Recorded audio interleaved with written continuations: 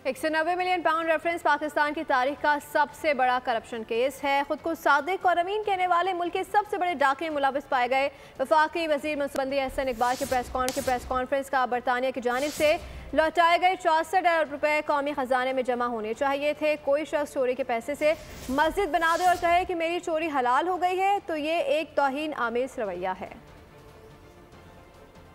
की तारीख का सबसे बड़ा सियासी करप्शन का मुकदमा है और सज़ा है। क्या ये हकीकत नहीं है कि बरतानिया की नेशनल क्राइम एजेंसी ने 190 मिलियन पाउंड जिनकी मालियत तकरीबन 64 अरब रुपए बनती है, उन्हें हुकूमत पाकिस्तान के सुपुर्द किया, जिस रकम को सरकारी खजाने में जमा होना चाहिए था। अगर कोई शख्स डाका डाले, चोरी करे, क्या चोरी और डाके के पैसे से मस्जिद बना देने से और क्या वो चोरी और डाके की रकम हलाल हो सकती है? नहीं हो सकती।